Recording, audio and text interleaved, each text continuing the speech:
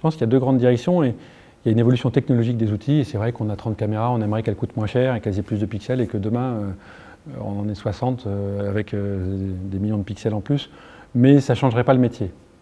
Après, on pourrait imaginer qu'avec des accéléromètres, ils soient tellement précis qu'on n'ait plus besoin de caméra, mais j'y crois pas. Parce qu'on voudra aller chercher des mains, des doigts, du visage.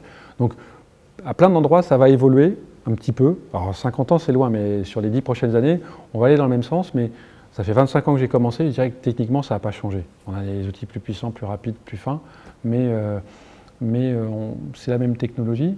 J'aime bien inventer, j'aime bien délirer, je suis assez créatif, et pourtant, j'imagine pas aujourd'hui de saut radical. Enfin, j'arrive pas à imaginer de solution parce qu'il faut. C'est compliqué le mouvement. Dans notre cerveau, c'est très simple, mais le mouvement, c'est sacrément compliqué.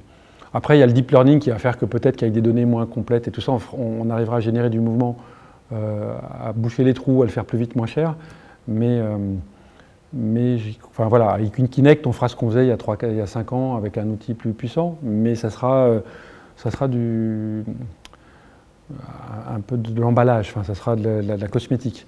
Par contre, ce que je pense, c'est que culturellement, là on est en retard et on avance tout doucement, mais là on pourrait bloquer la technologie pendant 10 ans, qu'on ferait encore d'énormes progrès. C'est que je passe mon temps à me lancer dans des projets, et malgré tout, je trouve que les personnes qui parlent de mouvement, enfin nos clients qui ne sont pas habitués, hein, c'est normal, ils sont toujours des débutants, et qu'on a très peu avancé, et qu'on repart tout le temps un peu à zéro. Et j'aime bien, il y a deux petites anecdotes que j'aime bien raconter, et à chaque fois les gens sont surpris, et pourtant c'est une évidence pour moi depuis une dizaine d'années. Et le jour où tout ça sera une évidence pour tout le monde, je pense qu'on regardera le mouvement et le métier différemment. Les deux anecdotes, c'est en langue des signes. On a fait la langue des signes d'acteurs comme ça à Paris. On a pris les mouvements, on les a mis sur des petits personnages gris, sans aucune forme, sans rien. Et on les a montrés aux sourds parisiens. Et tous, enfin très souvent, les gens qui connaissaient l'acteur nous ont dit mais je la reconnais, c'est Julia. Alors qu'il n'y avait rien. Donc ça provient que le mouvement qui transporte l'identité. Pour moi, quand je dis ingénieur du mouvement, ingénieur du son, on est tous conscients qu'une voix porte de l'émotion, enfin, la puissance de l'émotion de la voix, et quand on a quelqu'un au téléphone avec une mauvaise bande passante, on est quand même capable de lui dire « t'as une petite mine, t'as une petite voix, t'as pas l'air en forme ». Le mouvement, c'est pareil, c'est aussi puissant. C'est aussi puissant. Moi, j'en suis convaincu. Même, je suis un peu extrémiste, donc je dirais que c'est même plus puissant. Donc on connaît la puissance du son, je pense que le mouvement est plus fort. Mais ça, la culture ne l'accepte pas du tout. Et ça va, donc cette anecdote, elle est sur l'identité. On en a fait un autre tournage avec une autre sourde, parce qu'on a beaucoup travaillé sur la langue des signes dans la finesse. Et là, on avait pris une sourde new-zélandaise qui avait vécu en Angleterre, et dont le métier était d'être interprète langue des signes américaine, langue des signes britannique. On a tourné avec elle, et elle parlait en langue des signes américaine. Et un jour, on a montré ça à des sourds anglais qui nous ont dit, ou américains, et ils nous ont dit, mais elle a un accent anglais.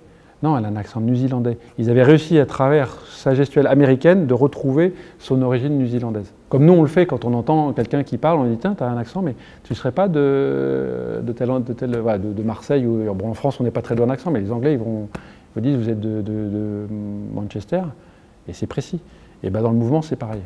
Et là on a tourné encore il n'y a pas longtemps, on tournait de la pole dance, et il y a une fille qui est venue voir les mouvements, elle a vu les mouvements en points d'une autre fille qu'elle connaissait, mais je ne savais pas que c'était elle. Elle a dit mais c'est Emma. Elle l'a reconnue en direct, sur des points. Donc on voit une identité de quelqu'un. Voilà, donc voilà, à travers ces anecdotes, c'est juste pour dire le mouvement, c'est quelque chose d'extrêmement fin.